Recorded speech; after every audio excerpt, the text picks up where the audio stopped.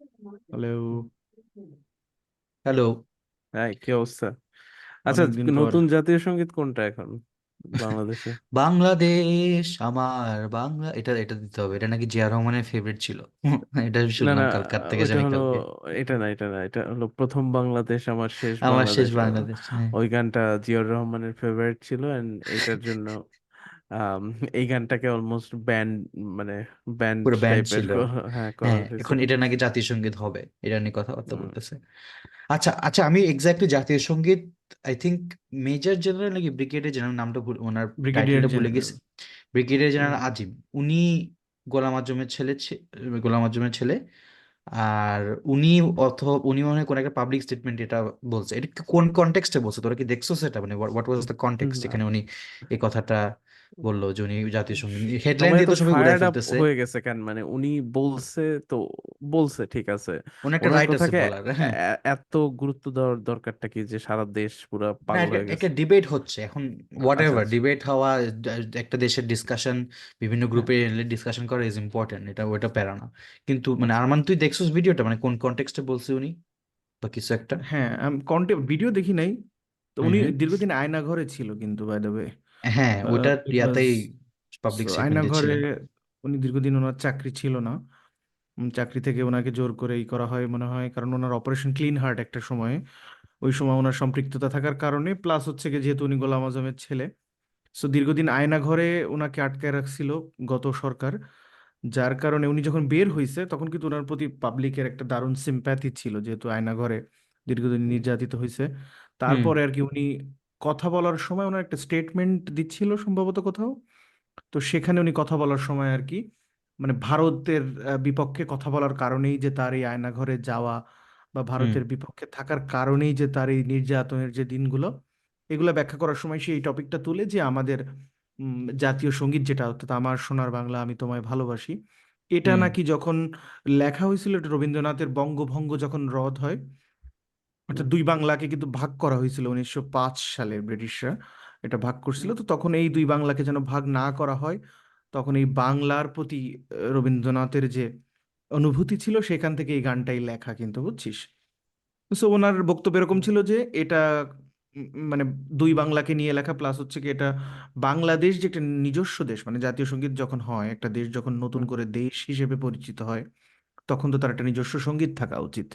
যে গানটা বাংলাদেশ জন্মের আগেই লেখা দুই বাংলাকে নিয়ে, কিন্তু দুই বাংলা যেহেতু এক জায়গায় নাই, হুম হুম। তো আমরা কেন এটাকে জাতীয় সঙ্গীত হিসেবে ব্যবহার করবো? তাছাড়া এখানে এই সঙ্গীতের ভিতরে উনি হয়তো তেমন কোনো জাতীয়তাবোধের যে অনুভূতি উনি ওটা খুঁজে পান না, বা এই হুম ধরনের বক্তব্য উনি হয়তো দিছে। এবং তারপর থেকে পুরো সোশ্যাল মিডিয়াতে দুইটা গ্রুপে বিভক্ত।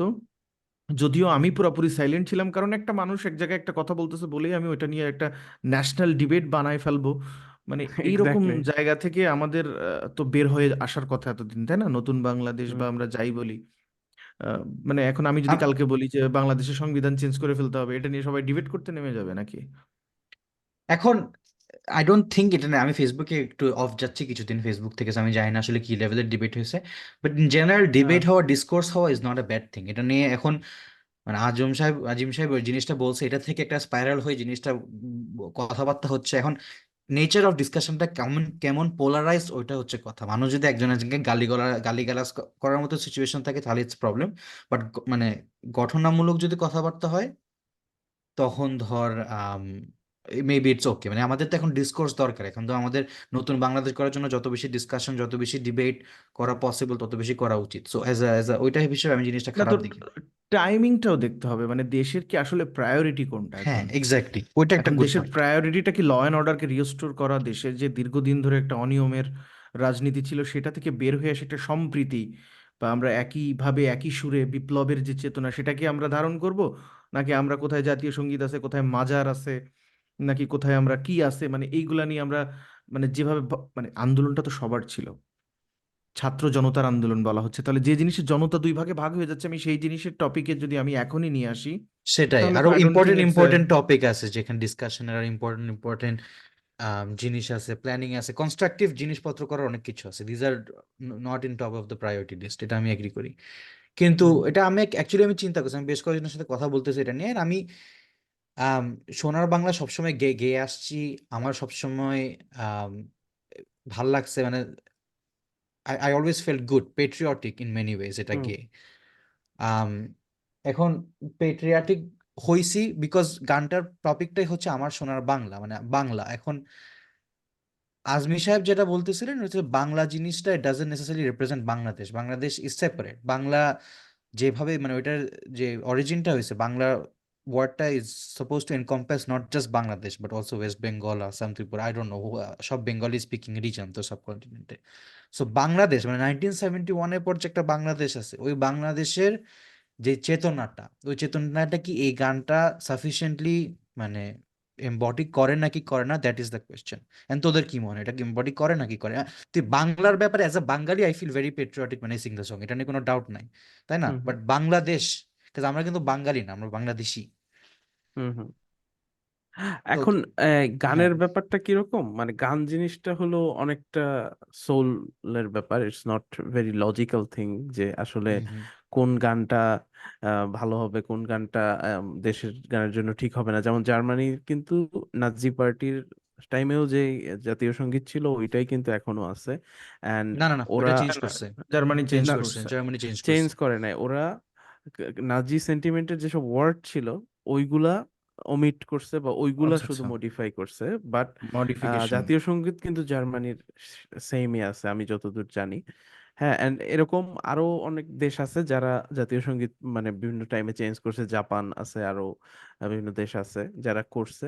এখন রবীন্দ্রসঙ্গীত বা রবীন্দ্রনাথের এই গানটাকে যখন মানে এই জাতীয় সঙ্গীত হিসাবে সিলেক্ট করা হয়েছিল, তখন অ্যাকচুয়ালি মানে আহ, যেমন আমরা এখন কেন ডক্টর মোহাম্মদ ইউনূসকে প্রধান উপদেষ্টা হিসাবে ধরে নিলাম, ওইরকমই একটা ব্যাপার ছিল কিন্তু রবীন্দ্রনাথ। হ্যাঁ, and I don't no, maybe ওই সময় আরো বেটার অপশন গুলো যখন, যেগুলো আমরা এখন চিন্তা করতেছি ওইগুলো হয়তো তখন ছিল না, বা কারো হুম পার্সোনাল প্রিফারেন্সও এটা জাতীয় সঙ্গীত হইতে পারে। হ্যাঁ, হুম কোনোটাই প্রবলেম না। বাট প্রবলেমটা হলো আসলে যখন ওই কে একজন একটা এসে বলছে যে জাতীয় হুম সঙ্গীত চেঞ্জ করে ফেলতে হবে, এই জন্য সারা বাংলাদেশের ঘুম নাই। হ্যাঁ, সবাই হুম। উঠে পড়ে লাগছে যে হ্যাঁ আমি এটার প্রতিবাদ করলাম, এই করলাম, সেই করলাম। মানে তাহলে তো মানে আমরা আবার সেই আগের সেই সেন্টিমেন্টে চলে যাচ্ছি না, যে বেশি রিচুয়াল বেসড কাজকর্ম আমরা বেশি করতেছি। আমাদের এখন যেই একটা দেশের যেখানে রিজার্ভের অবস্থা খারাপ, 1,000 কোটি টাকা মানুষ চুরি করে নিয়ে গেছে। হ্যাঁ, তো সেখানে কিন্তু আমাদের জাতীয় সঙ্গীত নিয়ে মানে এখন বা ওই যে আরমান যেটা বললো মাজার ভাঙ্গা নিয়ে কিন্তু পড়ে থাকার কথা ছিল না। হ্যাঁ। আসলে হ্যাঁ, জাতীয় সঙ্গীত অনেক কিছুই পলিটিক্যাল আমাদের ডিসকোর্সে, আমাদের কনটেক্সে, বাট জাতীয় সঙ্গীতটা কখনো এক্সপ্লিসিটলি পলিটিক্যাল ছিল না, আমার তো মনে নেই কখনো পলিটিক্যাল ছিল। হুম আসলে কি শাফি, আম, এটা হ্যাঁ। বাংলাদেশ বা আমরা বঙ্গদেশের যে মানুষরা, আমরা বাংলা দুই ভাগ হলেও আমরা নামটা কিন্তু আমরা বাংলাদেশটাই আমরা নিছি, তাই না?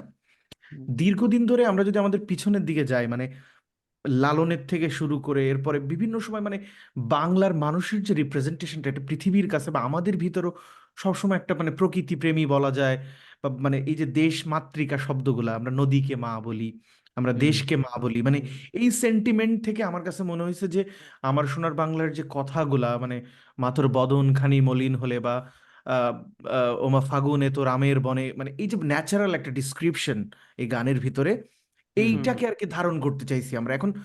হয়তো স্বাধীনতার পরে তো অনেক গানই ছিল, বিদ্রোহী কবির গান ছিল, দ্বিজেন্দ্রলালের গায়ে গান ছিল। এখন অনেকে আবার দুইভাবে ডিবেট করতেছে যেটা ভারতের চাপায় দেওয়া। কিন্তু কথা হচ্ছে গানটা তো আসলে রবীন্দ্রনাথ তো আসলে ভারতের একার ছিল না। রবীন্দ্রনাথ তো ভারত হওয়ার আগেই মারা গেছে, মানে ভারত একটা দেশ হিসেবে জন্ম নেওয়ার আগেই রবীন্দ্রনাথ মরে গেছে। So, রবীন্দ্রনাথ বাংলাতেও ছিল, মানে এপাশে এপারেও ছিল ওপারেও ছিল। সো ওনার গানটাকে, হুম উনি যেহেতু বিশ্বকবি, উনি নোবেল বিজয়ী কবি, আজকে যেমন নোবেল বিজয়ের কারণেই উদয় যেটা বললি ডক্টর মোহাম্মদ ইউনূসকে যে দায়িত্ব দেওয়া হয়েছে, ওই সময় তো সাহিত্যে এই 1,000 বছরের ইতিহাসে কেউ নোবেল পায় নাই।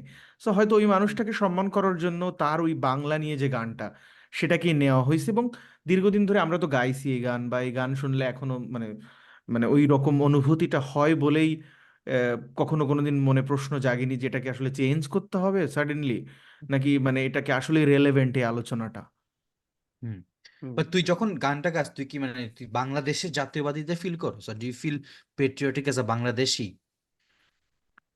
জাতীয়তাবোধের এইখানে একটা দারুণ একটা পয়েন্ট আছে কি, বাংলাদেশি যে জাতীয়তাবোধ, ওইটার হুম। থেকে আমি যেটা বেশি ফিল করি সেটা হচ্ছে গিয়ে মানে বাংলার যে ব্যাপারটা, এখন ওই পারে যে আর একটা বাংলা আছে, এটা আসলে অস্বীকার করারও কিছু নাই যে ওপারেরটা ফিল হবে না। এখন মনে কর, এটাকে কিভাবে ব্যাখ্যা করব, মনে কর এখন চাইনিজ যে আছে, হুম মালয়েশিয়াতে আছে, সিঙ্গাপুরে আছে, বা মেইনল্যান্ড চায়নাতে আছে, এখন ও যদি একটা চাইনিজের একটা কালচারাল জিনিসকে ও যদি রিপ্রেজেন্ট করার সময় চিন্তা করে সিঙ্গাপুরে তো চাইনিজ আছে, তাহলে কি এটা সিঙ্গাপুরের সাথে সামহাও এটা কি কনফ্লিক্ট হয়ে যাবে? আসলে ব্যাপারটা ওইরকম না। মানে আমরা তো কিন্তু দেশটাকে আমাদের তো বাংলাদেশ হিসেবে চুজ করছি আমাদের তো এখন। বাংলাদেশে বাঙালি ছাড়াও অনেকজন আছে, তাই না? আমাদের তো বাংলাদেশে ধর অনেক ইন্ডিজিনাস কমিউনিটি আছে যারা বাঙালি না।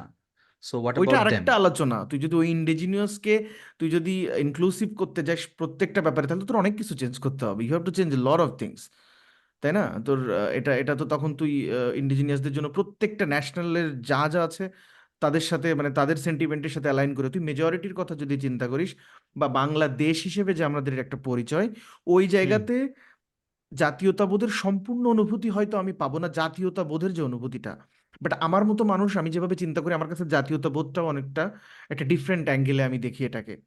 মানে এটা যে হুম একটা ফ্রেমওয়ার্কের ভিতরে নিজেকে বেঁধে দেওয়া, সেটা সঙ্গীতের মাধ্যমে আমার জায়গাটাকে লিমিটেড করা, এটাকে আমি হুম অবশ্য সাপোর্ট করি না। যার কারণে আমার কাছে আমার সোনার বাংলাটা মানে আমার কাছে মানে আমি ওইভাবেই ফিল করতে পারি অ্যাজ এ, কি বলবো, মানে বাংলার প্রতিচ্ছবিটা পাই আমি এই সঙ্গীতের ভিতরে। সত্যি কথা বলতে জাতীয়তাবোধ জিনিসটা এইটা মানে আমাদের আসলে কি, জাতীয়তাবোধটা আমরা আলাদা করে দেখা মানে শুরু করছি হয়তো মানে পরিচয় হিসেবে 71 থেকে শুরু হয়েছে, বাট হুম। আসলেই কি আমরা ওইভাবে কখনো আলাদাভাবে ধারণ করতে পারছি কিনা, বাট সেটাও মেবি একটা দ্যাটস দ্য, প্রশ্ন। ওইটাই তো পয়েন্ট যে আমরা কখনো ওভাবে ধারাবাহিক করতে পারি নাই দেখে এখন নাও ইজ দ্য টাইম। আমরা সব সময় একটা মানে প্রি ইন্ডিয়ান ইন্ডিপেন্ডেন্স একটা লোক, যে ধর বাংলা ভাগ করতে চায় না, ইস্ট বেঙ্গলকে আলাদা করতে চায় না, ও এরকম একটা পলিটিক্যাল পার্সপেক্টিভ থেকে একটা সোনার বাংলা লিখে গেছেন। ওনার ইম্পর্টেন্স আছে, ওনার কন্ট্রিবিউশন আছে সবকিছু, বাট বাংলাদেশের যে জাতীয়বাদের চেতনাটা ওইটা কি সাফিসিয়েন্টলি করে নাকি করে না, এখন ওইটা নিয়ে ধরেন বাঙালি হিসেবে ডেফিনেটলি করে, বাট বাংলাদেশি হিসেবে কি করে নাকি, আই থিঙ্ক ওখানে গ্যাপটা আছে, যে ওই গ্যাপটাই ফিল করার জন্য now is the time to have debate that তৈরি হচ্ছে। কনভারসেশন। ওইটা ওরা বলতেছে। And one of the argument যেটা আমি হুম। দেখতেছিলাম এটা হচ্ছে ধরেন, এটা খুব একটা স্ট্রং আর্গুমেন্ট না, বাট একটা আর্গুমেন্ট ছিল যে যেই লোকটা দেশটার এই গানটা বানাইছে, ওই লোকটা মানে একটা জাতীয় সং মানে ন্যাশনাল সং এর পয়েন্টটাই হচ্ছে, ন্যাশনাল অ্যান্থেমের পয়েন্টটাই হচ্ছে যে তোর জাতীয়বাদীটা ধরে তুলবে। তো যে লোকটা হুম। বানাইছে গানটা, সেই লোকটা তো তো বাংলাদেশের জন্মের আরো অনেক আগেই ছিল, তাই না? আর বাংলাদেশ জিওগ্রাফিক্যালি মানে যেই জায়গাগুলা এনকম্পাস করে ওই ওই জায়গাগুলো থেকে কিন্তু রবীন্দ্রনাথ ঠাকুর ছিলেন না, এটাও একটা পয়েন্ট। বাট ওইটা নিয়ে একটু মানে ফ্র্যাজাইল লাগতেছে, বিকজ জাস্ট বিকজ উনি মানে বাংলাদেশে ইন্ডিপেন্ডেন্সের আগে গানটা লিখছে ডাজন্ট মিন গানটা আমাদের ইউজ করা যাবে না। এরকম অনেক দেশই আছে ইউজ করতেছে, তাই না? At the hmm. Same time Bangla এখন রবীন্দ্রনাথ ঠাকুর কলকাতার ছিলেন, but at the same time ওনার তো বউ ছিল ফুলতলা, তাই না? উনি তো ফুলতলা এই পাশে পশ্চিমবঙ্গে এসে শ্বশুর বাড়ি। মানে পূর্ববঙ্গে এসে অনেকদিন থাকছে। সো এখন ওইখানে আই থিঙ্ক একটা জিনিসপত্র মানে আসলে একটা কি দেখ, গ্যাপ আছে, জাতীয় হ্যাঁ। সঙ্গীত জাতীয়তাবোধ টোটাল ব্যাপারটাই হচ্ছে একটা ফিকশনাল রিয়ালিটি। মানে আমরা যদি চিন্তা করি, তো এই হ্যাঁ জায়গাতে তুই আসলে কিভাবে 50 বছর ধরে একটা প্র্যাকটিস করেও যদি ধারণ না করতে পারিস ওই জিনিসটাকে, তোর কাছে যদি সাডেনলি মনে হয় যে না আমি আমার জাতীয়তাবোধ আনার জন্য আমার এই গানটাই ইম্পর্ট্যান্ট, তাহলে একটা হুম ভিন্ন হুম। আলোচনা। আর আরেকটা আলোচনা হতে পারে আমরা যেটা গেয়ে আসছি, যেটা আমরা অলরেডি আমাদের জেনারেশন পরে জেনারেশন ধারণ করছে, সেটা থেকে হুম। কিভাবে আমরা আরো বেশি মানে অন্যান্য জায়গায় হাত দিয়ে ওই ওই অনুভূতিটাকে আমরা স্ট্রং করতে পারি, সেটা একটা ডিবেট হতে পারে। রাইট। আর যদি আর একটা একটা হ্যাঁ জাতীয় মানে জাতীয় একটা মতামতের ভিত্তিতেও যদি একটা ডিবেট হয়, সেটাকেও আমি ওয়েলকাম জানাবো। বিকজ পার্সোনালি আমার কাছে কি জানিস, ছোটবেলায় এমন কোনো জাতীয় সঙ্গীত নেই যে গান গাই নাই উদয়ও এটাকে রিলেট করতে পারবে। আমার কাছে ধনধান্যে পুষ্পে ভরাও যে অনুভূতি জাগাতে পারবে, আমার কাছে হুম। আমার প্রথম বাংলাদেশ শেষ বাংলাদেশ থেকে শুরু করে আমার আমি সোনার অনেক বাংলা বেশি মানে। রিলেট করতে পারি কেন জানো? আমি ওই যে অ্যাসেম্বলি হতো না স্কুলে, তো রোদে সবার সামনে গিয়ে জাতীয় সঙ্গীত গাওয়াইতাম আর কি স্কুলে। তো এক্স্যাক্টলি, ওইটা তারপরে আরো বেশি ধনধান্যে, রোদের মধ্যে দাঁড়ায় দাঁড়ায় আরো বেশি রিলেট করতে পারি। আবার ধনধান্যে মাঝে পুষ্পে মাঝে ভরা। তো হিটার স্ট্রোক করে দু একজন মানে অজ্ঞান হয়ে যেত। হ্যাঁ সো খুবই ফান টাইম ছিল স্কুলে। বাট না ইয়া ওইটা ওই যে মেমোরিজ। ধনধান্যে পুষ্পে ভরা গানটারও মানে কিছু লাইন আছে খুবই জোস, মানে হ্যাঁ, আই থিঙ্ক ধনচন্দ্র পুষ্পবরা একটা কিন্তু নিউট্রাল জায়গা মানে থেকে। ফার্স্ট কন্টেন্ডার হইতে পারে। না হ্যাঁ, ওইটা তো ফার্স্ট প্রবলেম কন্টেন্ডার হইতে হবে, পারে। আমি প্রিটি যেমন শিওর। একটা লাইন আছে না যে এমন দেশটি কোথাও খুঁজে পাবে না কো তুমি, এটা মানে I agree to the fullest. আমি এইরকম দেশ নেগেটিভলি বল, কোথাও পজিটিভলি বল, সব positive, জায়গা থেকে চিন্তা করা যায়। না এরকম এখন, দেশ আর দেখি নাই। হ্যাঁ, এখন এই যে ডিবেটের পলিটিক্যাল সাইড থেকে যদি মানে পলিটিক্যাল পার্সপেক্টিভ থেকে তুই যদি একটু চিন্তা করো, উইচ ইজ ভেরি ইম্পর্ট্যান্ট। এখন যারা এটা নিয়ে বলতেছে যে জাতিসংঘে চেঞ্জ করতে হবে, এই জাতিসংঘ আমাদের দেশের কারেন্ট কনটেক্সে বা জাতীয়বাদের জন্য রেলেভেন্ট না, হুম, এখন তুই যারা এই কথাগুলো বলতেছে, সবাই না বাট কিছু মানুষ তুই দেখবি যারা some of them who are the loudest, ওদের মুখোশটা খুলে দেখবি, ওদের মুখোশটা খুলে পিছনে দেখবি ধর একটা অ্যান্টি রবীন্দ্রনাথ একটা সেন্টিমেন্ট আছে, মানে ভেরি হ্যাঁ, অ্যান্টি ইন্ডিয়া একটা সেন্টিমেন্ট আছে, true. তাই না? উইচ ইজ নট আ মানে bad thing. Anti Rabindranath sentiment what ever, I don't no, but anti India hmm, sentiment is not necessarily a bad thing মানে কারেন্ট সার্কামস্টান্সেস আন্ডারে। হুম, হুম, but তুমি যদি ওখান থেকে বলো তাহলে ওইটাই অ্যাডমিট করো যে না, একজন ইন্ডিয়ান লোকের বা ইন্ডিয়ার সাথে আমাদের কোনো অ্যাটাচমেন্ট থাকতে পারবে না, এই জন্য আমরা কোনো মানে অনেকেই বলছে যে এটা হিন্দু লেখকের হ্যাঁ, গান, আমরা কেন বাংলাদেশে হ্যাঁ, গাইবো। সো ওইগুলো যদি আপনাদের রিজন থাকে ওগুলো সামনাসামনি এসে বলেন, বিকজ ওগুলার কিছু গন্ধ পাচ্ছি, বাট ওগুলো হুম। এক্সপ্লিসিটলি বলানো হচ্ছে না। যদি ওগুলো থাকে ওগুলো এসে বলেন, then we can have a proper discussion over weather এখন তুমি হোয়াটস হ্যাঁ।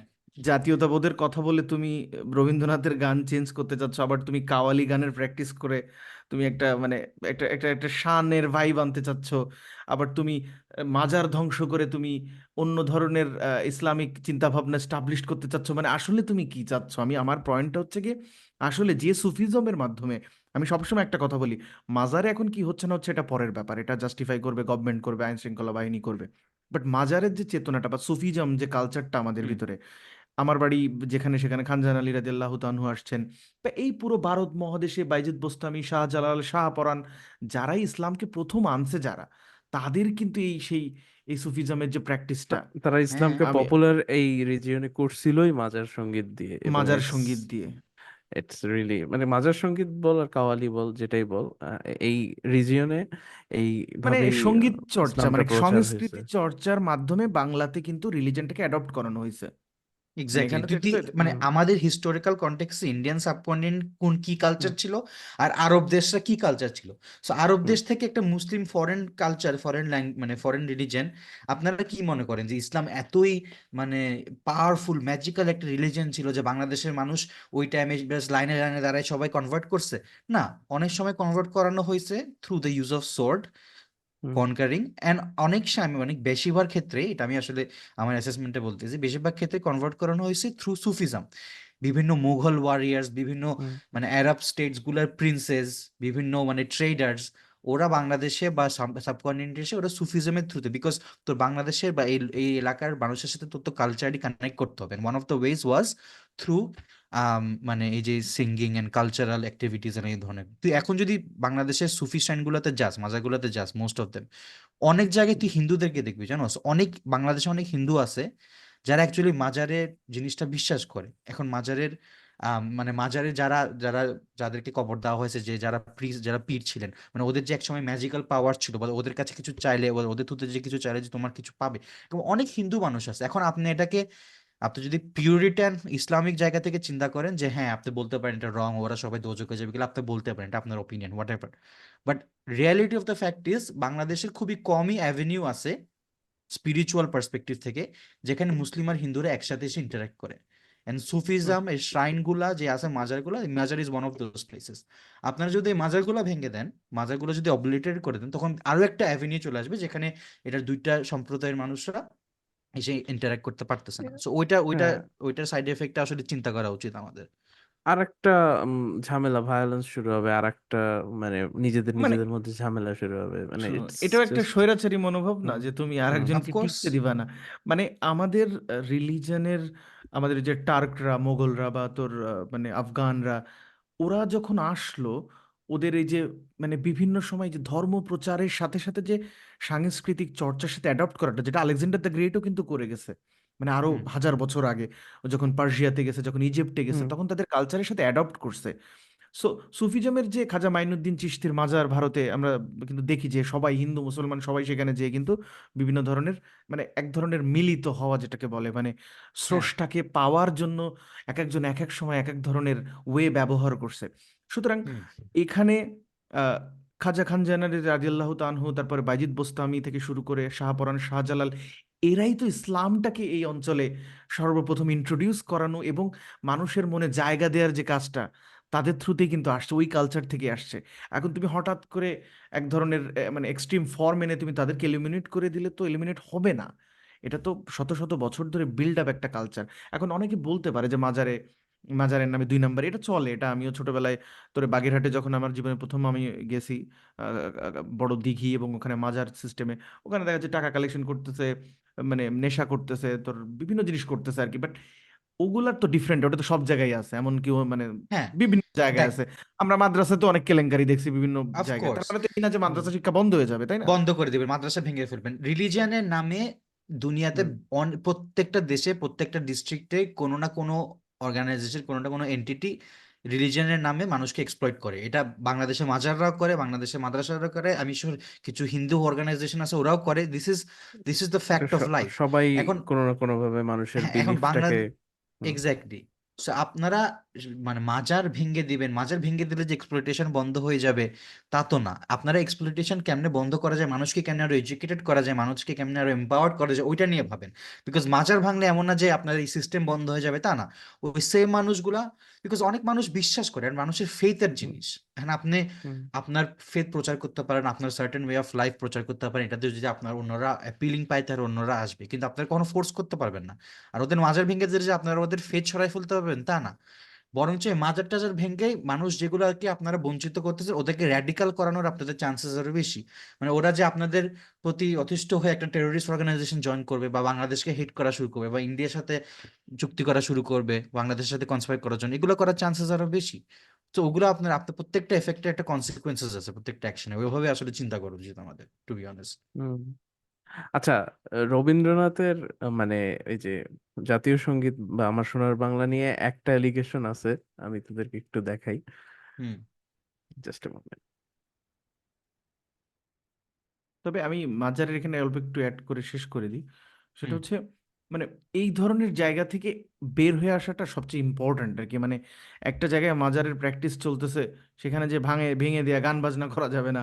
আবার ঠিক আছে, ঢাকা ভার্সিটির মতো আমি জায়গায় কোথায় যা- পাবো তারে, আমার মনের মানুষ যে রে, আমি কোথায় পাবো তারে, আমার মনের মানুষ যে রে,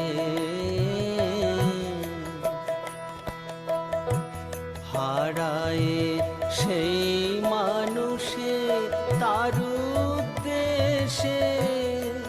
আচ্ছা, যাই হোক, মানে তোরা তো বুঝতে পারছিস, মানে যেটা পয়েন্টটা, অনেকে বলে যে ইটস নট এ মানে মৌলিক গান, বিকজ এটা হাইলি প্লাজিয়ারাইজড করা হয়েছে এই গানটা থেকে, গগন হারকার আর আমি কোথায় পাবো তারে। ইভেন ওই যে মরি হায় রে ও মা, এগুলো মানে এই লাইনগুলো ডিরেক্ট নিয়ে নিছে। ও আচ্ছা। সো ওই পয়েন্ট অফ ভিউ থেকে যদি বলোস যে একটা গানের মৌলিকতার দিক থেকে, সেখানে আমি মনে করি যে এই গানটা মৌলিক না। আদার দেন দ্যাট, জাতীয় সঙ্গীত নিয়ে আর কোনো প্রবলেম দেখি না আমি। আর একটা জিনিস হুম পয়েন্ট আউট করছে যে হুম ওখানে নাকি বিভিন্ন জায়গায় মা বলতে মানে মা দুর্গাকে বোঝানো হয়েছে, ঠিক আছে? সো ওইখানে ও, একটা কনফ্লিক্ট চলে আসছে। মানে আমি অনেকগুলো অ্যাঙ্গেল দেখছি। আমি কয়েকদিন ধরে এমনি না, মানসিকভাবে ইংলিশেও ই ছিলাম মাদারল্যান্ড বলে বলে আমি না নাকি?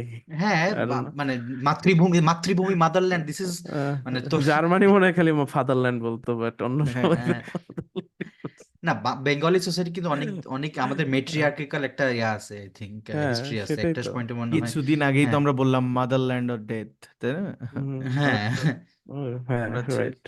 ফিদেল কাস্ট্রোর যে এটা ইউজ করলাম আমরা, ফিডেল তারপরে কাস্ট্রো, হ্যাঁ ফিডেল তার- কাস্ট্রো, রাইট। মার্তা হুম, মুয়ের্তা, রাইট, এক্স্যাক্টলি। হ্যাঁ, হ্যাঁ কি হ্যাঁ। মানে মাদারল্যান্ড তো এটা তো মানে মাতৃভূমি, তারপর তো যেখানে যে দেশটা, দেশের সাথে একটা মার যে একটা প্যারালাল, মানে এটা তো অ্যাক্রস কালচার, যেটা এটা বাংলাদেশে কোনো ডিফারেন্ট না। মেটাফরিক্যাল আর হ্যাঁ কি, ধর মানে মা থেকে যেমন বাচ্চা আসে ওইরকম, মানে সবাই তো কালেকটিভলি সবকিছু রিসোর্সেস সবই তো মাতৃভূমি থেকে বের হয়, মানে মাদার আর্থই তো আমরা গ্রো বলি, তাই না? হয়, হ্যাঁ। হ্যাঁ, ওটা মাদার তো আর্থই বলা হয়। বাট এমনকি এটা এটা যে দুর্গা জেন্ডার মা হয়ে নিউট্রাল যাবে তা হইতে তো হবে, আমি জানতাম না। হ্যাঁ হ্যাঁ, জেন্ডার নিউট্রাল হইতে হবে নাকি এখন? জেন্ডার নিউট্রাল হইতে হবে, রাইট। সো যেটা সবচেয়ে বড় কথা, আমরা এটা সামারি টেনে দিই যে দেশের অনেক ইস্যু আছে ভাই। দেশটা এখন গড়তে হবে, দেশটার অনেক কাজ বাকি, এই দেশে অনেক সমস্যা, কিন্তু এই যে মানে সুযোগ পেয়েই মাজার ভাঙতে চলে যাওয়া, জাতীয় সঙ্গীত চেঞ্জ করতে হবে, মানে এইটা নিয়ে লাফায় পড়া, এগুলো বলে বলে জাতিগত যে মানে মানে বিভাজন, মানে বারবার বলা হচ্ছে যে গত সরকার মানুষের ভিতরে বিভাজন তৈরি করছে, মানুষকে মানুষের সাথে মিশতে দেয়নি, বা আমরা একই সাথে যে একই সুতোয় গেঁথে আমরা আগাবো সেটা আমাদেরকে করতে দেয়নি। বাট আমরা যদি সেম জিনিস করি, এখানে হুম প্রগতিশীলরা এই আন্দোলনে ছিল, এই আন্দোলনে লিবারেলরা ছিল, লেফটিস্টরা ছিল, সেম ভাবে ডানপন্থীরাও ছিল, সব ধরনের মানুষ ছিল এই আন্দোলনে। আপনি জাস্ট বিকজ আপনার একটু পলিটিক্যাল মানে একটু বেশি আর কি, পলিটিক্যাল পাওয়ার, যেটা মাসেল পাওয়ার বেশি বলেই আপনি আরেকজনের উপর লাফায় পড়তেছেন, তাহলে তো আপনার সাথে আহ, মানে যারা ছিল রিজিমে, সাবেক হুম যারা অটোক্র্যাট ছিল, তাদের সাথে তো কোনো ডিফারেন্স থাকলো না, তাই না? সো এই হুম জায়গাগুলোতে আসলে আমাদের দিস নট টাইম, আমরা একটা স্টেবল গভর্নমেন্ট আসুক, একটা স্টেবল ইকোনমিক সিচুয়েশনে আমরা যাই, তারপরে আমরা অনেক ধরনের আলোচনা, অনেক ধরনের কোন ধরনের রিলিজিয়াস প্র্যাকটিস দেশে থাকবে বা থাকতে পারবে না, সেটা পরবর্তীতে আমরা আলোচনা করতে পারি। কিন্তু এখন একটা ফ্রাজাইল সিচুয়েশনে যে যার মতো করে ধান্দা করার মতো একটা সিস্টেম, যে আমি আমার আইডিওলজিকে চাপাই দিব, this is a new hmm fascist system, তাহলে তো আপনি you are hmm trying to employ আর কি, তাহলে এটা তাহলে তো আমাদের বিপ্লবের যে চেতনার কথা বলতেছেন, তাহলে তো সেটার সাথে এটা যাচ্ছে না। বারবার বলা হুম হচ্ছে যে বিপ্লবের চেতনাকে ধারণ করতে হবে আগামী বাংলাদেশ গড়তে গেলে, but the scenario is totally different. এক হ্যাঁ পার্টি নেমে মানে গেছে কোথায় চাঁদাবাজি করা যায়, কোথায় মানে আবার সেম দখলদারিত্ব করা যায়, এক পার্টি নেমে গেছে কিভাবে মানে ই করা যায়, মব ক্রিয়েট করে করে অন্যান্য মতাদর্শকে দমন করা যায়, তাহলে তো মানে মানুষ তো চিন্তা করবে যে তাহলে তো সেই আগে যারা ছিল তারাই ঠিক ছিল। ব্যাপারটা এরকম না, এই হ্যাঁ ধরনের চিন্তা ভাবনা এটা করার ওই সুযোগ যে তো দিতে পারেন না। ইয়াতে জর্জ অরওয়েলের যে অ্যানিমাল ফার্ম বইটার লাস্টে এরকম একটা লাইন আছে যে মানে যখন অ্যানিমালদের দেখাশোনা করার জন্য মানে ইয়াগুলা পিগ, ওই যে শুকর গুলা যখন দায়িত্ব নেয়, তখন আর কি মানে ওরা ওদের যে সংবিধান বানাইছিল যে আমরা দুই পায়ে হাঁটা কোনো প্রাণীকে বিশ্বাস করব না, ইয়া করব না, হুম হুম হুম লাস্টে ওরাই ওদেরকে এক্সপ্লয়েট করতে থাকে এবং এট দ্য এন্ড মানে যখন ওরা দেখে কি যে এনিমাল মানে পিগ গুলা মানুষের সাথে কিছু মানে ডিল করে তারপর দেশকে মানে ওদের এনিমাল ফার্মটাকে বেচে দেওয়ার প্ল্যান করে। হ্যাঁ, হুম তখন হুম হুম প্রাণীগুলো আর কি দূর থেকে মানে ডিফারেন্সিয়েট করতে পারে না যে এটা এগুলো পিগ না মানুষ, মানুষ না পিগ, মানে ওইটা একটা মেটাফরিক্যাল ব্যাপার ছিল যে অ্যাকচুয়ালি আমরা যেইটাকে এত আন্দোলন করে তাড়াইছি মানুষদেরকে এই ফার্ম থেকে, উই অ্যাকচুয়ালি বিকেম দ্যাট, মানে so ওইটা যেন না হয় আর কি। রাইট, মানে যেটা যে ফ্যাসিস্টকে হুম, দূর করেছে, যে বিষটাকে দূর হ্যাঁ করেছে, ওইটাই যেন আমরা যেন না হয়, ওইটা ওই জিনিসটা খুবই হ্যাঁ ইম্পর্টেন্ট। যে লাস্টে ওদের মানে সবচেয়ে মজার একটা জিনিস থাকে ওদের সংবিধানে, একটা ইয়া থাকে যে all hmm animals are equal. তো ওইটা লাস্টে ওরা সংবিধানে একটু চেঞ্জ করে লিখে দেয় যে all animals are equal but some animals are more equal than other. এটা রাইট, last যখন যেটা লাস্টের দিকে চেঞ্জ সুবিধা করে। হয় পিগ গুলো আর কি ওইভাবে অ্যাডাপ্ট করে নেয় ওদের। ইয়া হুম, খুবই ইন্টারেস্টিং।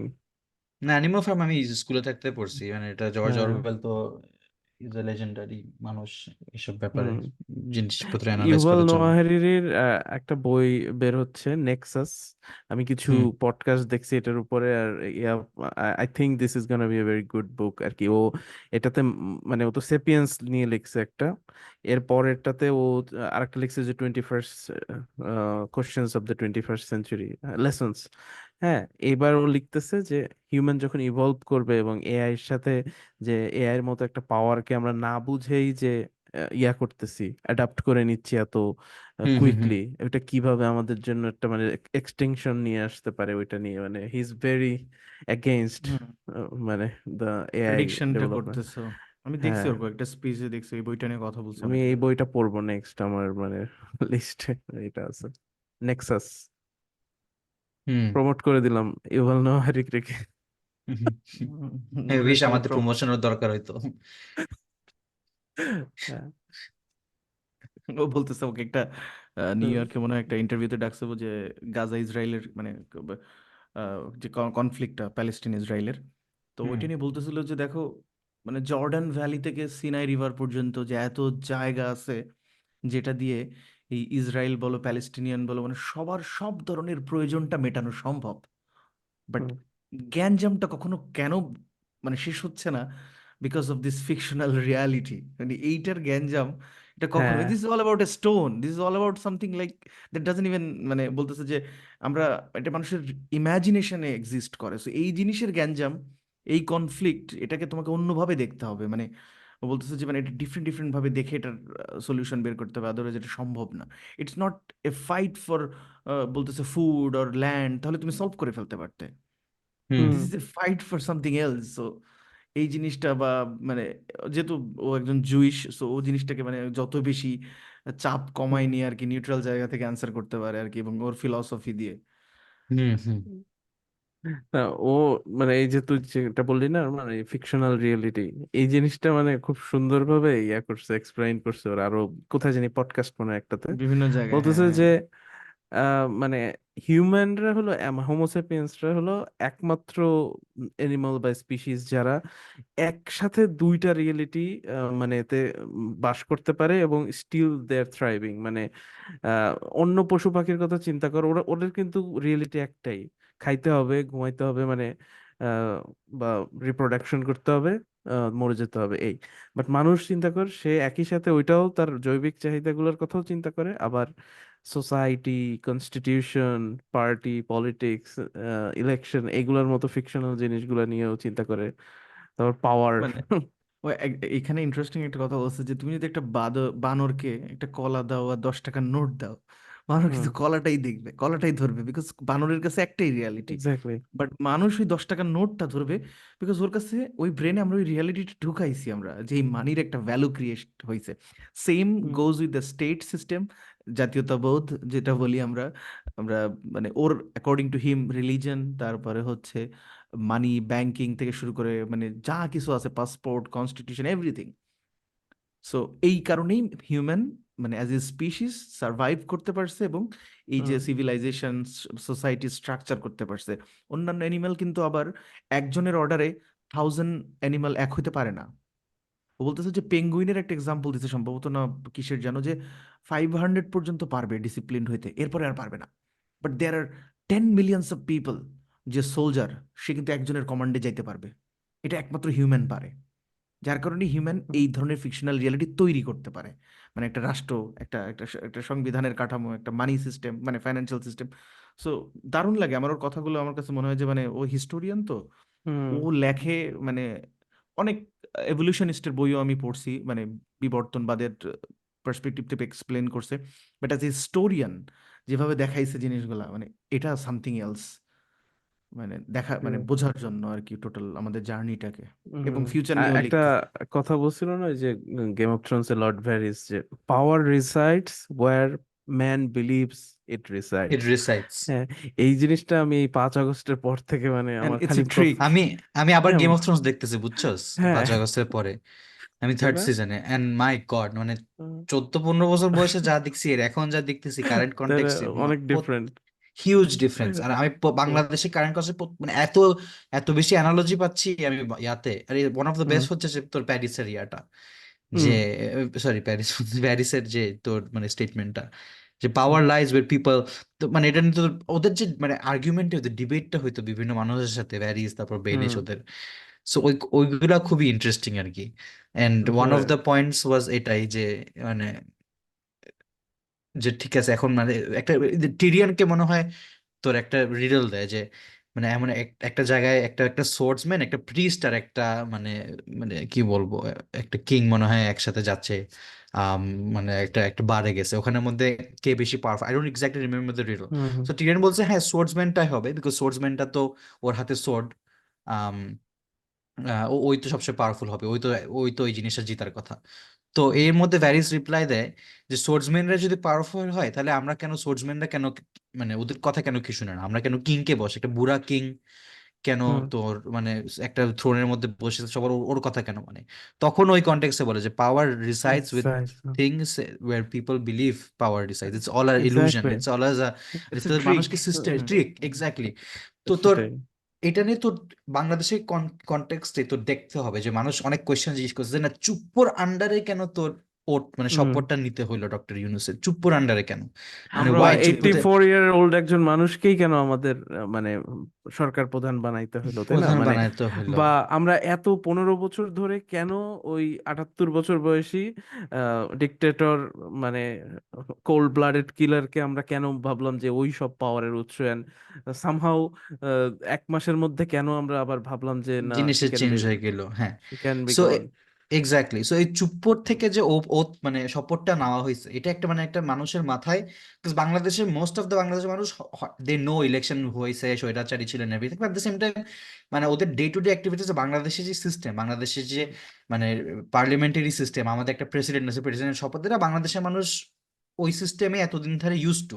সো চুপ্পর হাতে অ্যাকচুয়ালি পাওয়ার আছে নাকি পাওয়ার নাই, চুপ্পুর হাত থেকে পাওয়ারটা নিলে যে আমাদের পাওয়ারটা ইলেজিটিমেট হবে, এটা this is irrelevant, this is মানে ইররেলেভেন্ট কোয়েশ্চেন। হুম কারণ হচ্ছে একটা কন্টিনিউটি আনতে হবে, তোর মানুষকে দেখাইতে হবে যে পাওয়ার ট্রান্সফারটা হচ্ছে, there is a new guys coming into power. এটা Chuppu is part of that system, what hmm however flawed that system is, and ওই ইলুশনটা ক্রিয়েট করতে হবে যে এখন পাওয়ার হচ্ছে ডক্টর ইউনূসের হাতে, even though in reality doctor ইউনূসের হাতে পাওয়ার তোর মেবি, হ্যাঁ, এই পাওয়ারটা মেবি ওই অন্য ওই- জায়গায় থাকতে পারে। ওইটাই বিভিন্ন জায়গায় থাকতে নোয়াহারির পারে। বসে বসে দেখছে যে হ্যাঁ, এটা মানে ডক্টর what's ইউনূসের this? হাতে তখন যে পাওয়ার ছিল, এখন হাতে আরো বেশি পাওয়ার। তো তখন হুম মানে উনি যখন শপথটা নিয়েছে, তখন ওনার হাতে হাতে মানে কতটুকু পাওয়ার ছিল, আমি তো প্রায় 2 সপ্তাহ ওটার পরে তো 2-3 সপ্তাহ মানে হাইপার ভেন্টিলেট করতেছিলাম, মানে বিকজ এনি টাইম এনি কিছু হয়ে যেতে পারে, বিকজ আমি তো হুম জানি রিয়ালিটি কি, আমি তো জানি এটা একটা illusion, but hmm the truth is মানে ওই জিনিসটা, কাজ অনেক মানুষ কিন্তু ওই শপথটা নেওয়ার পরে কিন্তু আরামে ঘুম হুম দেওয়া শুরু করছে, বাট তাই না? অনেক পাওয়ারটা কি, মানুষই কিন্তু, হ্যাঁ। পাওয়ারটা কি এখন মানে পাওয়ারটা কি আসলে ডক্টর মোহাম্মদ ইউনূসের হাতে ওই সময় ছিল কি না, আসলে পাওয়ারটা কার হাতে ছিল, মানে এভরিথিং, মানে বাট মানুষ যখন বিলিভ করছে যেটা ডক্টর মোহাম্মদ ইউনূসের হাতে পাওয়ার আছে, তখন পাওয়ারটা তখনই ঠান্ডা ওখানেই, হওয়া, তখন ওখানে পাওয়ার পাওয়ার, হ্যাঁ, তখনটা ওখানেই। এক্স্যাক্টলি, আবার তুই যখন এক্স্যাক্টলি, বিলিভ করবি যে না আসলে স্টুডেন্টদের কাছে পাওয়ার, দেন পাওয়ারটা হ্যাঁ, ওখানেই থাকবে।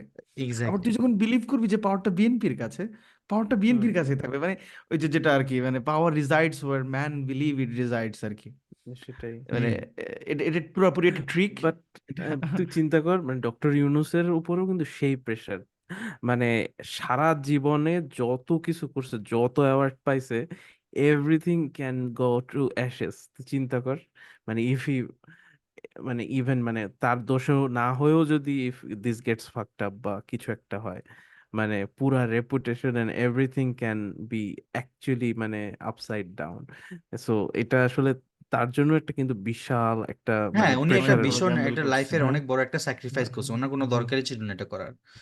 সেটাই, মানে হি কুড মানে rest in peace with all all of the মানে কি বলে, একটা মানুষের যতটুকু রিকগনিশন পাওয়া দরকার তার সবই আছে।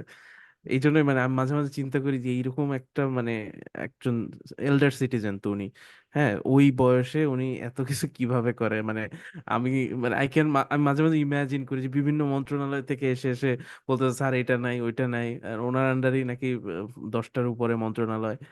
সো আই ডোন্ট নো আবার সকাল হাউ বিকাল হাউ হি ডাজ বিভিন্ন ইট। প্রতিবাদ উনি সভা উনি হচ্ছে, উনি আড্ডা ওয়ার্কাহলিক, হচ্ছে। উনি একটা আসলে একটা ওয়ার্কাহলিক, এটা আমি, আর কিছু নাহলে মানুষ না পসিবল মানে না তো। তোর হুম কিছু মানুষ মানে তোর কাজ থেকে এনার্জি পায়, তো কিছু মানুষকে তুই, হুম উনি ওয়ান অফ দ্য রিজনস উনি আর 44 বছর বয়সেও এখনো অ্যাক্টিভ, মানে হুম এখনো লুকস ইয়াং, এখনো লুকস ভেরি অ্যাক্টিভ দেন মোস্ট পিপল যারা 84 বছর, ইজ দ্য রিজন উনি কাজে ব্যস্ত, বিকজ তোর রাইট কাজে ব্যস্ত থাকলে, তোর যখন একটা প্যাশন থাকে, তোর যখন একটা পারপাস থাকে লাইফে, তখন তুই হুম প্রতিদিন ঘুম থেকে 6টায় উঠতে বাধ্য, তোর কাজ করতে বাধ্য, তোর তোর ওই জিনিসটা তোর প্র্যাকটিস করতে হবে। সো এইসব মানুষ যারা হুম কর্মঠ মানুষ, ওরা কাজের থেকে এনার্জি পায়, সো ওরা কাজের থেকে টায়ার্ড হওয়ার থেকে কাজের থেকে বেশি এনার্জি পায়। সো আই থিঙ্ক ওই ব্যাপারে আমরা খুবই লাকি যে আমরা একটা সৎ আর একটা ওয়ার্কাহলিক মানুষ, যে হ্যাঁ বাংলাদেশকে সবসময় আগে ওনার আগে আনবে। সো উনি ফেল করবে, কেউ সবসময় 100% সাকসেসফুল হয় না, উনি ফেল করবে, এটা স্বাভাবিক, এটা ফেল করতেই পারে। আর বাংলাদেশের মানুষ আসলে মনে রাখা উচিত, উনি এই চাকরিটা নেওয়ার কোনো দরকারই ছিল না, উনি কাজটা করছে অনেক বড় এক্স্যাক্টলি একটা হ্যাঁ স্যাক্রিফাইস করে, হিউজ হিউজ স্যাক্রিফাইস, ওনার কোনো দরকার ছিল না এটা করার, he did it just hmm for the people, উনি ছাত্রদের মুখে তাকায় করছে জিনিসটা। আর উনি ওনার এত বছরের ট্র্যাক রেকর্ড উনি প্রুভ করে আসছেন যে উনি নিজের থেকে বেশি সোসাইটির বেশি কথা চিন্তা করে। সো এরকম একটা মানুষকে এক্স্যাক্টলি আমাদের হুম যথেষ্ট বেনিফিট অফ ডাউট দেওয়া উচিত, যথেষ্ট ফ্লেক্সিবিলিটি হুম দেওয়া উচিত, যথেষ্ট পেশেন্স থাকা উচিত, আর ওনাকে হুম যতটুকু স্পেস দেওয়া উচিত ততটুকু ইজ পসিবল। বাট একটা জিনিস মাথায় রাখবি যে ওনার আশেপাশে কারা ওনাকে ইনফ্লুয়েন্স করতেছে, that is also very hmm important, because no one is a saint, doctor ইউনূসের মতো মহান মানুষও কিন্তু বাজেভাবে ইনফ্লুয়েন্স হইতে পারে। It's not normal, it's not মানে অ্যাবনর্মাল। সো ওনার আশেপাশে ধরেন মাহফুজ আবদুল্লাহ কিছুদিন আগে একজন একটা স্পেশাল অ্যাপয়েন্টমেন্ট পাইছেন, তাই হুম না? সো কারা কারা ওনার ক্লোজ সার্কেল যে আছে, কারা কারা কারা ওনাকে অ্যাডভাইস করতেছে, ওদের মোটিভস কি, ওদের ব্যাকগ্রাউন্ড কিরকম, ওদের এজেন্ডা কি, ওদের। হ্যাঁ। I think he should be মানে কেয়ারফুল অ্যাবাউট, বিশেষ করে আমলাদেরকে নিয়ে, বুঝছিস? মানে হুম। ছাত্রদের রিপ্রেজেন্টেটিভ বা মাস্টার মাইন্ড বা অ্যাডভাইজার অন্য যারা আছে ওগুলা নিয়ে আমি খুব বেশি চিন্তা করতেছি না, বিকজ হুম। তারাই ডক্টর মোহাম্মদ ইউনূসকে চাইছে, তারা ক্ষতি করতে চাইবে না। হুম। আমি যেটাকে নিয়ে ভয় পাই সেটা হচ্ছে বাংলাদেশের যে আমলাগুলা, হুম। যেগুলা কিছুদিন আগেই, 1 মাস আগেও যারা অন্য মানে কি বলবো হুম মানে স্বৈরাচারী একটা সরকারের পারপাস সার্ভ করছে, এট দ্য সেম হুম। টাইম পুরো বিপ্লবে চুপ ছিল, এট দ্য সেম টাইমে তারা কিন্তু বিভিন্ন কাল্টের সাথে এখনো পর্যন্ত যুক্ত। তাদের প্রপার্টি থেকে শুরু করে তাদের জীবনের যত আমল নামা আছে, অনেকে আছে তোর মানে কি বলবো যে উপরের 10 জনকে বাদ দিয়ে টপকায় সচিব হয়েছে, যুগ্ম সচিব হুম। হয়ে গেছে, এরকম রেকর্ড কিন্তু অ্যাভেলেবেল আছে। এই মানুষগুলা কিন্তু এদেরকে নিয়ে কাজ করতে হচ্ছে অবভিয়াসলি, না, কিন্তু এগুলো এদের থেকে তো অনেকজনকে চেঞ্জ করছে তো, অনেকজনকে। না চেঞ্জ করলেও এটা সাফি, এটা 16 বছরের একটা সেট আপ। এটাকে তুই এ বি সি যেটাকেই আনবি হুম। সবগুলাই কিন্তু ওইভাবেই পিকড করা। সো আমি আজকে একটা ভিডিওতে দেখতেছিলাম, সে যে অ্যাডভাইজার হিসেবে নিয়োগ দিছে সাবেক আমলা একজনকে দেখলাম, এবং হুম। সচিবদের সাথে যাদের সাথে মিটিং করতেছে তারা সবাই কিছুদিন আগেই ডক্টর মোহাম্মদ ইউনূসের নামে কিভাবে মামলাটা রেডি করা যায়, কিভাবে বিচার হুম বিভাগকে ইনফ্লুয়েন্স করে, এই কাজেই তারা লিপ্ত ছিল। সো যেটা তাকে কেয়ারফুল থাকতে হবে আমার কাছে, যেটা মানে সবচেয়ে বেশি মানে আমাদের আমলাদেরকে নিয়ে। হুম। এই ছাড়া হুম আর উম, মানুষকে হয়তো উনি পারবে, যেহেতু মানুষ ওনাকে চাইছে। সো ওই জায়গাতে, কারণ এরকম লিডার আমাদের তো আসে নাই রিসেন্ট, মানে আমি কি বলবো যে মানে রিসেন্ট টাইমে আমাদের এরকম এডুকেটেড বা এরকম মানে আমাদের আর কোনো মানে লিটারেচার রিভিউ নাই এরকম লিটার। হ্যাঁ। সো উনি যদি একটু মানে আমলাদেরকে নিয়ে সচেতন থাকে, আমলাদের বুদ্ধি বা মানে আস্তে আস্তে যদি সিচুয়েশনটা এরকম হইতে পারে যে মিলিটারি এমন দিকে নিয়ে যাবে সিচুয়েশনটাকে, যে আলটিমেটলি মিলিটারির কন্ট্রোলেই থাকবে, হুম। তাই না? সো জিনিসগুলো অনেক কিছু হতে পারে এই জায়গা থেকে। সো আমি যেটা বলতেছিলাম, আমাদের আজকে পডকাস্টের যেটা মেইন থিম আর কি, যে হুম। আপনারা বিভিন্ন মানে ছোট ছাটা জিনিস নিয়ে অনেক দৌড়াদৌড়ি করে অনেক সহিংসতা তৈরির চেষ্টা করতেছেন। চিটাগাঙে দেখলাম একটা মানে দাঙ্গা লাগার মতো অবস্থায় চলে যাচ্ছিল, আর একটু হইলে লাগে নাই। বাট এই ধরনের সিচুয়েশন, বন্যা, এরপরে বিভিন্ন ধরনের দাবি দাওয়া, অনশন, শাটডাউন, এগুলো ডিল করার মতো কোনো পরিস্থিতি ইন্ডিয়ান গভর্নমেন্টের কাছে কিন্তু ক্যাপাসিটিও নাই। যে হুম। এইরকম একটা ফ্র্যাজাইল সিচুয়েশনে জনগণকে আবার একইভাবে, যতদিন না পর্যন্ত ল অ্যান্ড অর্ডার রিস্টোর হচ্ছে বা একটা একটা স্টেবল কন্ডিশন দেশের অর্থনীতি এবং রাজনীতিতে না আসতেছে, সবাইকে আসলে ধৈর্য ধরে ডায়ালগের মাধ্যমে কিভাবে সলিউশন বের করা যায় ওই দিকে ফোকাস করতে হবে। আদার দ্যান দ্যাট আমরা খুবই মানে আমরা কিন্তু একদম ব্রিঙ্ক অফ ডিস্ট্রাকশনও আছি এক ধরনের, মানে হুম যে কোনো টাইমে সিভিল ওয়ার হইতে পারে, দেশে গৃহযুদ্ধ লেগে যেতে পারে, মানে এনিথিং ক্যান হ্যাপেন। সো মানে আমার কাছে মনে হয় যেটা ভেরি কেয়ারফুল থাকতে হবে সবাইকে, এবং আরেকটু ম্যাচিউরিটির পরিচয় দিতে হবে সবার, সব জায়গা থেকে। আপনি ধার্মিক হন, অধার্মিক হন, অন্য ধর্মের লোক হন। কিছুদিন আগে খুলনাতে দেখলাম মানে গণপিটুনি দেওয়া হচ্ছে, সম্ভবত মোহাম্মদ সাল্লামকে নিয়ে উনি মানে একটা ছেলে কটূক্তি করছে। বাট যে কোনো ধরনের অন্যায়ের জন্য দেশের বিচার বিভাগ থেকে শুরু করে আইন শৃঙ্খলা বাহিনীকে যদি আপনি সম্মান না করতে পারেন, ওই আইন শৃঙ্খলা বাহিনী, ওই বিচার বিভাগ আপনার উপরই আবার জুলুম করতে আসবে। এক্স্যাক্টলি। সুতরাং ওই প্র্যাকটিসটা আপনাকে ওই জায়গা থেকে করতে হবে। একজন অপরাধ করছে, তাকে আমি আইনের হাতে তুলে দিই, আইন যদি হুম। বিচার না করে আমি তখন আমি প্রোটেস্টে যাব। বাট মব জাস্টিস করে করে আপনি যেটা করবেন সেটা হচ্ছে আপনার উপরও আর মানে আপনিও শিকার হবেন এটার। মব জাস্টিসের হইছেনও এটা। কালচারাল প্র্যাকটিসটা যদি আপনি মানে করতে এনেবল করতে থাকেন, যে আপনি এটা পারপেচুয়েটলি আপনি এনেবল করতে থাকেন, ইভেনচুয়ালি আপনার মাথায় এই জিনিস আসবে। অপ্রেসিভ সিস্টেম হুম একটা পয়েন্টে অপ্রেসিভই হয়ে থাকে, ওটা কারোর দিকে দেখে না। আর অপ্রেসিভ সিস্টেমটা যখন অপারেশন করা শুরু করে, eventually it will come to you. এটাই হয়েছে, তাই হ্যাঁ, না? হ্যাঁ। আমরা দেখছি না এর আগে আবরার ভারতকে নিয়ে একটা স্ট্যাটাস দিছে, তাকে বুয়েটের ভিতরে সারা রাত পিটায়, মানে এক ধরনের মব জাস্টিস করার মতো। আবার আমরা দেখছি বিশ্বজিৎকে কোপানো দেখছি আমরা, তাই না, রোডের হুম। উপরে। তারপরে আমরা এখন দেখতেছি যে মানে কেউ ধর্মীয় অনুভূতিতে আঘাত হানাটা এত সহজ হওয়া উচিত না। মানে হুম। আপনাকে কেউ একজন ফেসবুকের মতো একটা জায়গায় লিখলো, এটাতে আপনার ধর্মীয় অনুভূতি যা খুশি লেখুক, আপনি তাকে হ্যাঁ। হ্যাঁ যে আমার অনুভূতিতে আঘাত লাগার কারণে আমি বিচার চাই রাষ্ট্রের কাছে। কিন্তু এক্স্যাক্টলি। মব জাস্টিস করলে এটা হুম আলটিমেটলি আপনি একটা ডিক্টেটরিয়াল প্রসেসের পার্ট নিলেন, এবং এই আপনার উপরই এটা আসবে। জাস্ট বিকজ আপনি মেজরিটি বলে আজকে বেঁচে যাচ্ছেন, আপনি মারতেছেন, বাট আপনি যেদিন মাইনরিটি হবেন আবার আপনিও মার খাবেন। ব্যাপারটা এরকম হুম যে কোনো ইস্যুতে, এটা ভারত ইস্যু হ্যাঁ। হতে পারে, রিলিজিয়ন ইস্যু আর হইতে পারে, যে কোনো আপনার কিছু হইতে অ্যাকশনসই তো পারে। মানে বাংলাদেশে যে যখন মানে মব জাস্টিসে ধর কোনো একটা পার্টিকুলার সম্প্রদায়ের উপর অ্যাটাক করা হয়, তখন ওইটার একটা কনসিকুয়েন্স হয় ইন্ডিয়াতে। মানে আপনি যদি কোনো মাইনরিটির উপর কাউকে কোনো মব জাস্টিস করে কিছু একটা করেন, ওইটারই একটা এফেক্ট হবে ইন্ডিয়াতে। ইন্ডিয়াতে একটা নিরীহ মুসলিম কিন্তু আপনার মেজরিটি। সো আপনি নিজের উপর কনসিকুয়েন্স না ফেলে অন্য কারো একটা কনসিকুয়েন্স উপরে ফেলাবেন। মানে ultimately what the solution is একটা প্লুরালিস্টিক ইনক্লুসিভ সোসাইটি, যেখানে হুম বিভিন্ন ধর্মের বিভিন্ন কালচারালের মানুষরা এসে সিভিল ভাবে ডিসকাস করে আইন, তারপর মানে মানে আইনের মানে আন্ডারে এসে একটা সিস্টেম করে একসাথে আমরা জাস্টিসের দিকে অ্যাপ্রোচ করতে পারি। সো ওই ধরনের ডিসকাশন, ওই ধরনের একটা সিভিল ওয়েতে জিনিসপত্র সলভ করা খুবই ইম্পর্টেন্ট। মানে এটা একটা ইলুশন, বিকজ হুম ওইটা যদি না থাকে তাহলে আমাদের আর পশু পাখির মধ্যে কোনো ডিফারেন্স নাই। এই সিভিলাইজেশনের স্ট্রাকচার গুলো সেট আপ করছি দেখে উই আর ডিফারেন্ট। আর আমরা হুম এভলিউশন মানে আসি, আমরা ইভলভ করছি, আমরা এত আগে আছি, তাই না? সো আমরা যদি এই সিস্টেম গুলাই সরাই ফেলি, তখন তো ধরেন there no difference between us and পশু পাখি। ওই ওই জিনিসটা আসলে মাথায় রাখা উচিত আমাদের। ওইটাই। আচ্ছা, আমরা শেষ করি। আরেকটা ছোট হ্যাঁ টপিক বল। বলে হুম। শেষ করি অল্প কিছুক্ষণ। তোরা ওই যে নিউজটা দেখছিস যে একটা সমন্বয়কারীদের যে প্রধান মানে মাস্টার মাইন্ড ছিল মাহফুজ আলম নামের একটা ছেলে, ঢাকা ইউনিভার্সিটির। হুম। ওনাকে আহ, প্রধান উপদেষ্টার আবার ইয়া হিসেবে, উপদেষ্টা হিসেবে মানে বিশেষ জয়েন সহকারী আর করানো কি। হয়েছে, বিশেষ হুম। সহকারী হিসেবে, রাইট?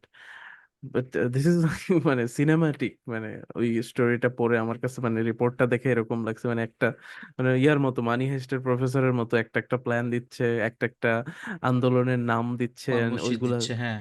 হ্যাঁ মানে কারণ নামগুলোও তো অনেক ক্রিয়েটিভ ছিল, তাই না? রোড মার্চ টু আমি ঢাকা, আমি বাংলা আসলে ব্লকের। চিন্তা করতেছিলাম যে হ্যাঁ কেউ না কেউ পিছে আছে, মানে হ্যাঁ আমিও এরকম তো যে মানে এত এত প্রপারলি প্ল্যান কেমনে হয়? আমি তো মনে করছি যে একটা পয়েন্টে যে বিএনপি সিনিয়র নেতারা বা জামাতের সিনিয়র নেতাকে ওদেরকে অ্যাডভাইস করতেছে নাকি, না। আসলে মনে তাইলে করছি তো আমি। গত 15 বছরই করতো আর যদি এই ওইটা এই করতে। ধরনের কোয়ালিটি হ্যাঁ মানে এই পাইতা না মানে না, প্রোটেস্টের ভিতরে। এই এক্স্যাক্টলি। কোয়ালিটিটা পাইতাম না, হ্যাঁ ট্রু। মানে যে কি সুন্দর আমি প্ল্যান, যে 5 জনকে ধরলে আরো 5 জন সমন্বয়ক প্রধান এইটাই হয়ে যাবে, উদয়, মানে আমি এটা নিয়েই it's like, এটাই প্রথম রিয়েলাইজ করছি যখন ডিবি অফিসে ওদেরকে নিয়ে গেল, হুম, ওরা স্টেটমেন্ট দিল। পরবর্তীতে কিন্তু বিভিন্ন জায়গা থেকে বিভিন্ন জন হুম, আবার সোশ্যাল মিডিয়াতে মানে ভিডিও ছাড়া শুরু করলো যে আন্দোলন চলবে।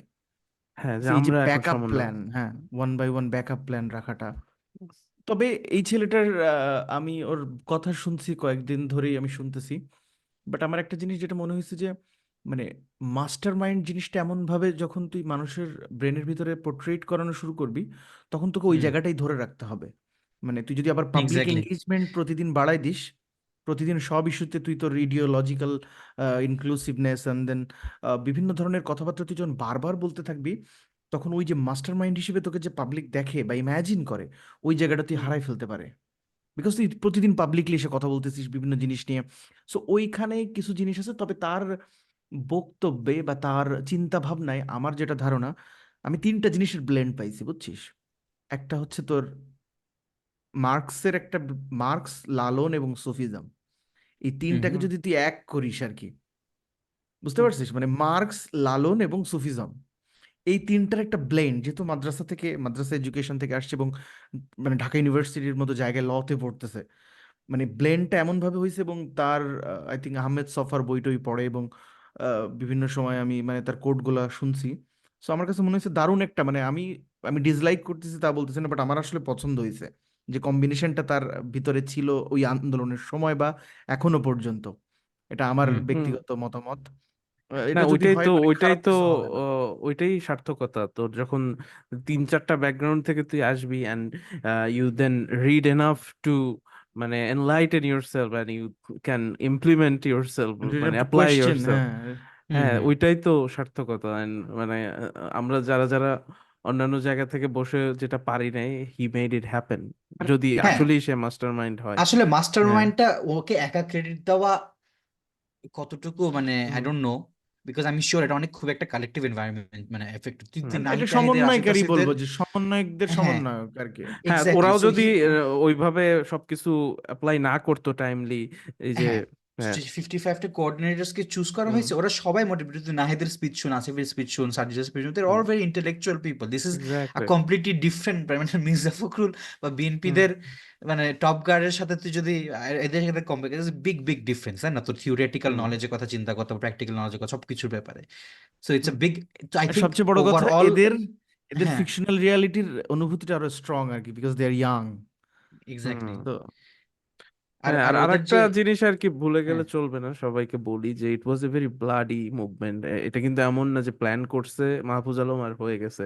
ইট was very bloody and it ওয়াজ অনেকগুলা ব্রিলিয়েন্ট এবং মানে ইয়াং মাইন্ড, অনেক ভালো ভালো প্রাণ চলে গেছে। So it's not all are perfect, মানে ইট কখনোই। ওয়াজ এ ভেরি পার্টিসিপেটরি হ্যাঁ, মুভমেন্ট বাংলাদেশের ইতিহাসে, হুম, যেখানে ডান বাম, মাদ্রাসার ছাত্র, হুম, ইউনিভার্সিটির ছাত্র, স্কুলের ছাত্র, ইংলিশ মিডিয়াম, সঙ্গীত হুম, শিল্পী, মানে কি বলবো, মানে মানে সব ধরনের মানুষ আর কি। এখানে হুম, যেমন ওইটাই আহ, ক্রেডিট উম, আর কি। হ্যাঁ, মাদ্রাসার শিক্ষার্থী ছিল, এখানে ইংলিশ মিডিয়ামের শিক্ষার্থী ছিল, এখানে যেমন মসজিদের মুয়াজ্জিন ছিল এই আন্দোলনে, এই আন্দোলনে কিন্তু একজন নৃত্যশিল্পীও ছিল। So this was a very মানে participatory movement against the regime, ঠিক আছে? যার কারণে এই জিনিসটা যদি কেউ প্ল্যান করেও থাকে বা এর পিছনে যারা কাজ করে আছে, আমি সবাইকে, আমি আসলে এখানে ক্রেডিট, মানে কি বলবো এটা অন্যভাবে, হুম, বাট আমি যে জিনিসটা খুঁজে পেয়ে খুশি হয়েছি যে এই বাংলাদেশে যদি রাজনৈতিক কালচার তোর লং লাস্ট করার জন্য বা কোনো সোশ্যাল পলিসি তোকে তৈরি করতে হয়, তোর এই কার্ল মার্কস, লালন, সুফিজম, এগুলোর ব্লেন্ড থাকাটা আসলেই দরকার। বিকজ এগুলোর সাথেই কানেক্টেড ধর্মীয় জায়গা বলি, সামাজিক জায়গা বলি, মানে ক্লাস অফ, মানে এই এই জিনিসগুলো আর কি, যে সমাজতন্ত্রের চেতনা, এই ব্লেন্ডটা ধরতে পারলেই কিন্তু এটাকে টেকানো যাবে হয়তো। হুম, বাট হুম, অন্য যে কোনো আইডিওলজিকে এক পেশেভাবে দেখতে গেলে এটা আবার কিছুদিন পরে, 20 বছর পরে might be the same, because 90-এর গণতান্ত্রিক আন্দোলনেও সবাই মনে করছিল যে আমরা একটা সেই রকম ব্যবস্থা পেয়ে গেছি, হয়তো আর এখান থেকে কখনো ফিরে যেতে হবে না। বাট 24-এ এসে আমাদের আরো একটা ব্লাডি মুভমেন্টে যেতে হলো। আমাদের 40-এ যে যেতে হবে না তার কোনো গ্যারেন্টি নেই। সো আমাদের এমন কিছু তৈরি করতে হবে যেটা এই বাংলাদেশের সাথে সুইটেবল, অ্যাডজাস্টেবল, এবং মানে কি বলবো, এটা লং লাস্ট করে। হুম, হোয়াট এভার পলিসি যেটা আমরা চুজ করি বা আমরা যেটাকে সমর্থন দিব আর কি, সেটা এরকমই হওয়া উচিত। হুম। ওকে, সো yes, আমরা আজকের জন্য শেষ করি তাহলে। হ্যাঁ, ওকে গাইস। Good discussion.